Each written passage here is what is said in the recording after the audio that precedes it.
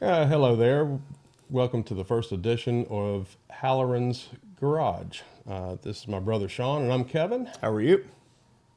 And we are going to try to do hopefully, a weekly podcast at least that we can put on here on YouTube. And we want to talk about all kinds of aspects of cars, possibly racing, different events.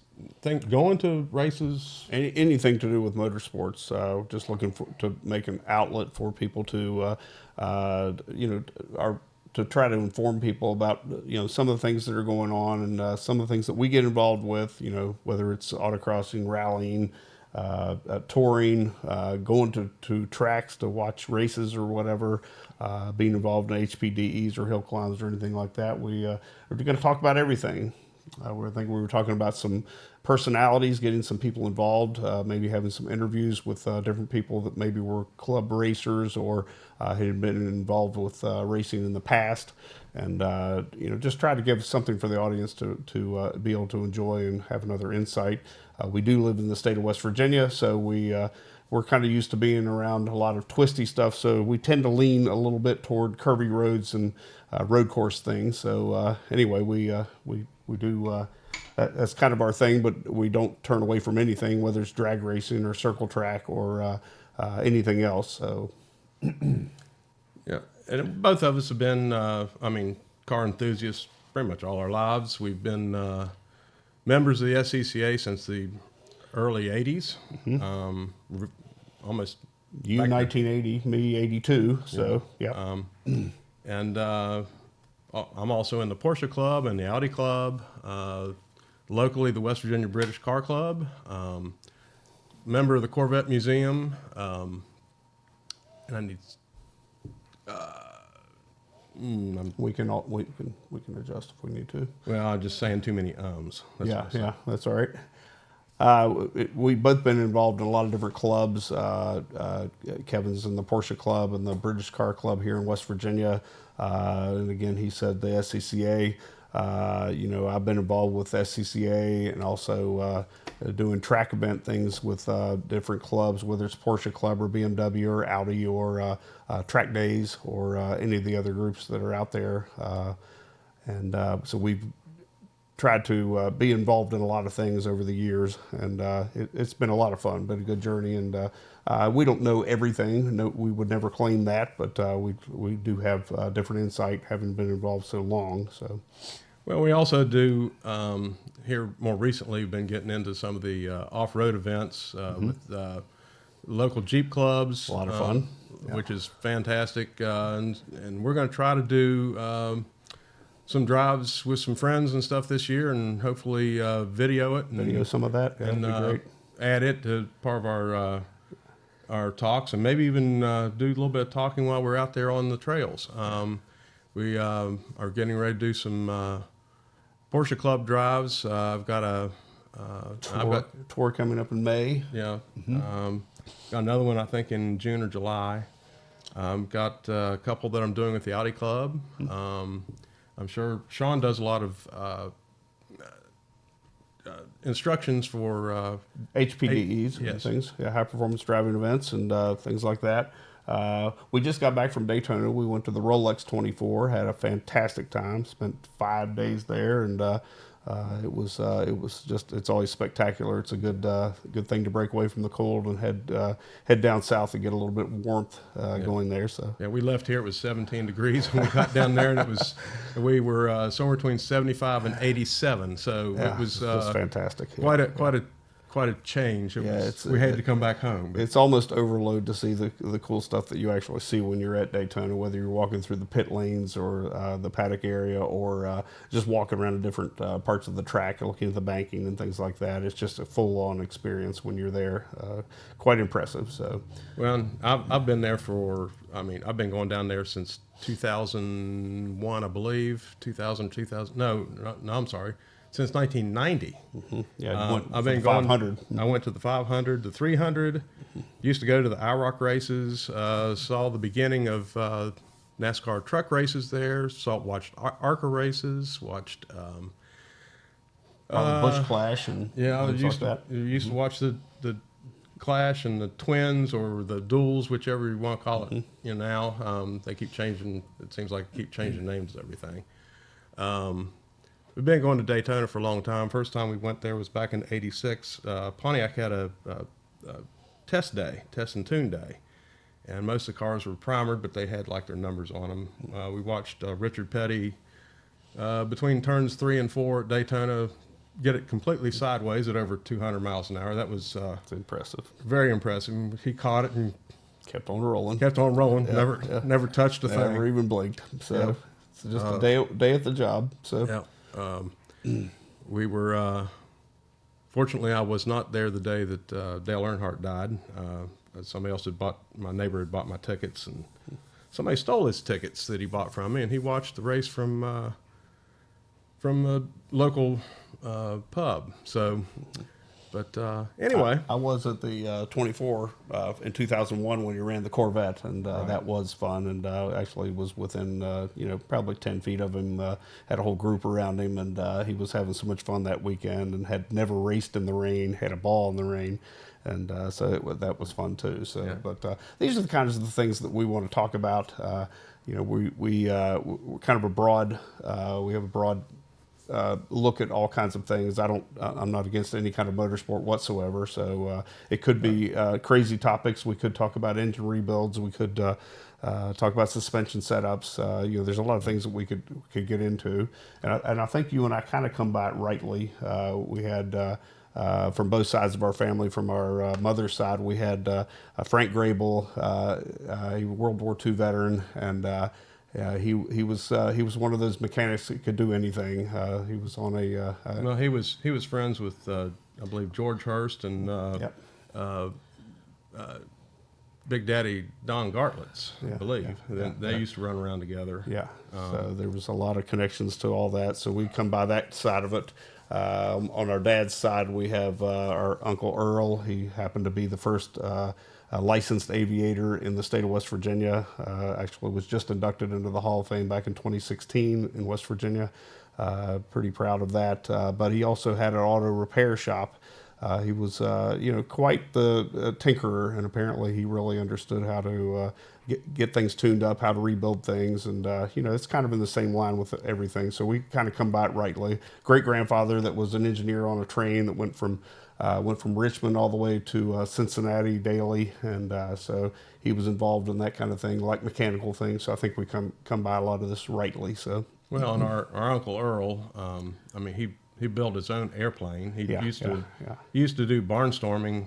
Well, after the war and stuff, he actually taught people how to fly in World War I believe it was. He became good friends with Eddie Stinson. Yeah, and they did some barnstorming where they walked on the wings and all kinds of crazy stuff. But that was all new then. Right. We're talking about the not long after the Wright brothers. So pretty neat stuff. And so. But I think to have a place to talk about things and to get a lot of people involved. I'm not sure we're any different than anybody else doing a similar thing, but we've just seen a lot of things. And here in West Virginia, we do have the advantage of having a lot of beautiful roads to drive on all the time, and we have an absolute blast. And nothing that really, that when you're out driving seems to affect you very much when you're so used to driving that. Some people are terrified to drive on twisty roads, but I find straight roads boring. So they put me to sleep. So. Yeah, right. They're for napping, aren't they? But yeah, exactly. No, and we've got people that we've got lots of different weather situations that we deal with. We do a lot of driving for our daily jobs, and we might even have some insight on tips to do while you're driving. We things to look for, like in maintenance and stuff of your cars, and I've got people that I do some of these events with, and they talk about, I've got these great tires, and I can't understand it. I don't have any traction. I'm going to find out their tires are, older than 5 years old, and they should, I got plenty of tread, Well, they should have been replaced by now. Might think about replacing those. So they're a little hard now. Yep. So, but there's those things. I mean, here it is. It's still winter, and there's issues about what you do, on slick roads and what have you. So there are lots of things we will hope to talk about in the future. And but Autocrossing has been a good thing for us to be involved with over the years. Kevin, I think, started probably in '79 or so autocrossing, and started in '81, and that was a great outlet for us as young people to learn how to drive. Great car control, great mentors around us. We had a lot of great friends and met a lot of good people from every walk of life, and a lot of fun to be involved with. And then to go to races and things, the first road race I went to was the Trans Am up at Mid Ohio. It probably would have been '85 or '84, just a great thing to be involved with and watch. Had some people that lived in our area that let us pal around with them, and it was a lot of fun. So we had friends that were that had amateur racing licenses that actually went to all the SCCA events and did regional and divisional stuff, and they were never pro, but it was always fun to go there. And there was different people you would meet, or see, but it's always all this has been great fun over the years, and just hope to help tell other people about it. Give some perspectives on some different things, whether it's vintage racing. I had some involvement with SVRA for a number of years with a friend that lived here locally, and he was a great mentor, a great driver.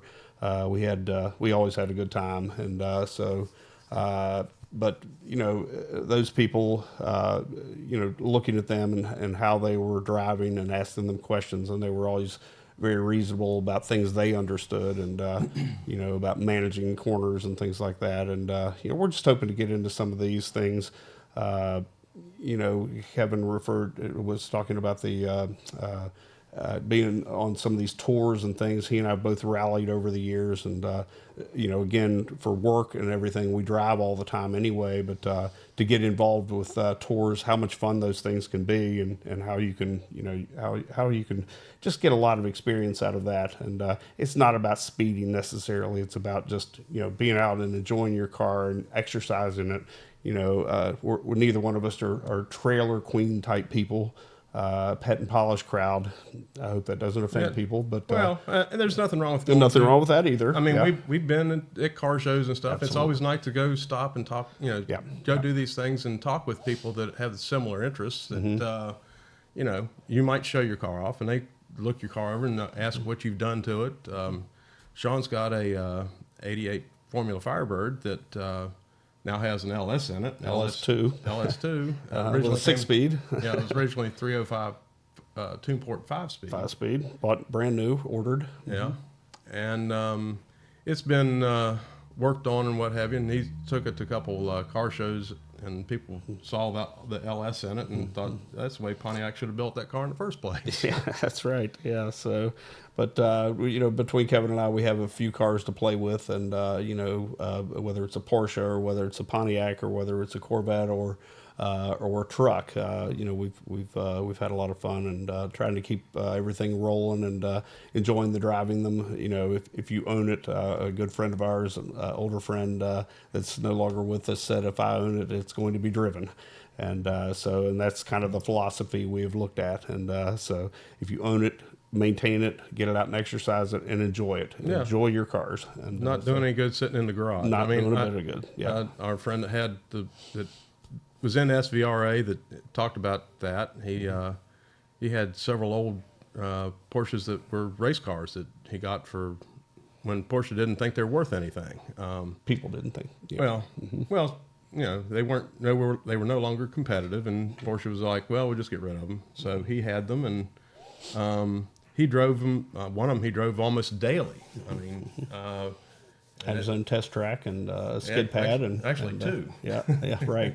And one here in West Virginia, one in Florida. Yeah, but anyway, it's been quite a journey for us, and we're just hoping to have a light kind of feel to a podcast here, and hopefully just hear comments out of people, whether if you all want to respond back to us and give us any comments or any input.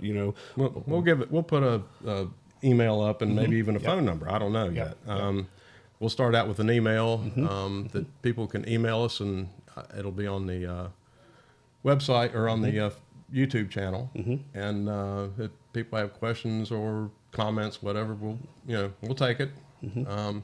This is not criticisms are welcomed as well. So, and this is not going to be a political thing in any way, shape, or form. We're not here to tell anybody about politics. Don't want to even talk about it. So that's not something we're going to discuss. Not now, not ever. So yep. We hope to just have a good time and keep it light. Hopefully, people will have some other input. Like I say, we've got friends that are into drag racing. We've got friends that are road racers. I know some people that have been in NASCAR and in ARCA. And I don't know, maybe we'll get to talk to some of them or some other connections with them. But also, even possibly doing some interviews and things. That was one thing we talked about, gathering up some of the people that we know. Unfortunately, there's some that are gone now that were influences on us. Would love to have a conversation with some of them, but it just maybe a little interview type situation where we interview them and their racing experiences and autocrossing and anything they were involved with would be a lot of fun, I think. And could have a good time discussing that with them. So, but anyway. Well, and I was going to talk a little bit about how we kind of got interested in cars. I mean, back when we were kids. I mean, of course, back then we didn't have all the things like electronic stuff that digital we have now. stuff. Yeah.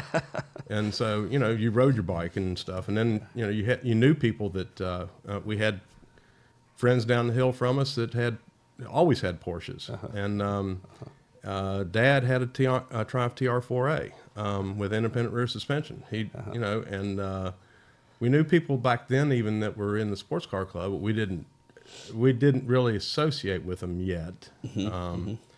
But when we finally did, they really opened their arms to us. Which was fantastic, and they were awesome.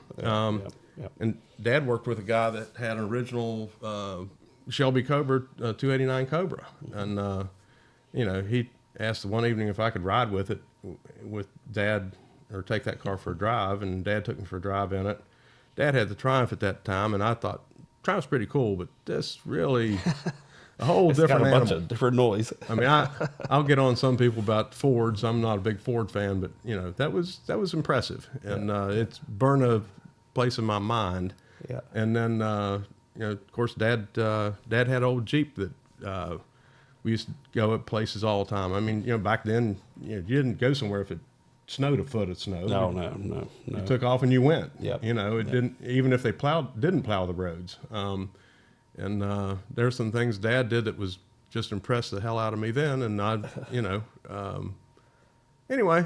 And we had a neighbor across the street that had the brand new '68 GTO, and that was my recollection of something that made noise. I was 4 years old in '68, and it was. I remember the noise. He took us around a circle right here, and it was a twisty road. He hit a little straight stretch. I just remember the noise the car made, and it was just a plain '68 GTO with a column shift automatic, so but it's kind of things like that kind of start to stick in your head, and pretty fun. So looking back, that was kind of a rare car considering it was a chrome bumper car. The chrome bumper front car, yeah. The front bumper was chrome, very unusual. But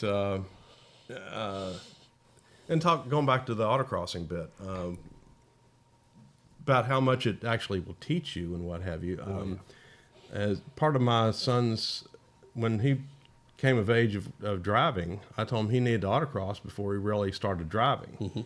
And I took him out in one car, and it was understeering, and he's like, "Dad, what's that?" And I explained it to him, and then we took him down another time in another car, and he got the tail end out. He said, "What's that?" I said, "That's oversteering." And ever since he's told me, he said, Dad, he said, I know I don't autocross much now, but he said that taught me more about car control and stuff than I ever thought it would.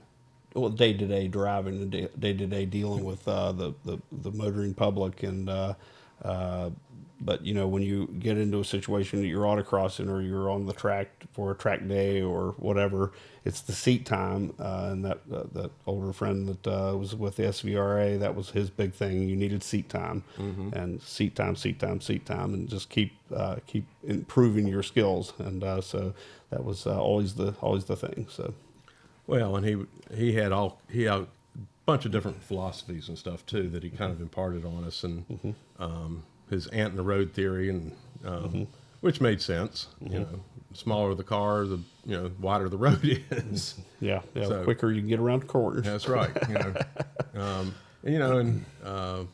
Anyway, we hope to have a good little talk, and hopefully not be so.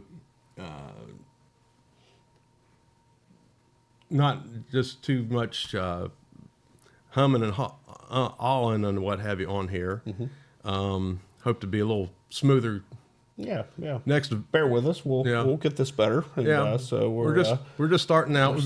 We've been playing with this for a while and trying to get it dialed in. And it's kind of like a carburetor. You just got to get it dialed in. Well, carburetor or not, I mean, you got to get it dialed in. That's right. But we hope to help out, have a little fun, have some fun, and we hope to see you again. Like I say, we hope to put the email out there. If you have questions, you can call us or message us, and we will try to bring them up in our talks. Absolutely. Yep. So, thank you all very much. Again, this is Halloran's Garage. Thank you for joining us. Absolutely. Thank you.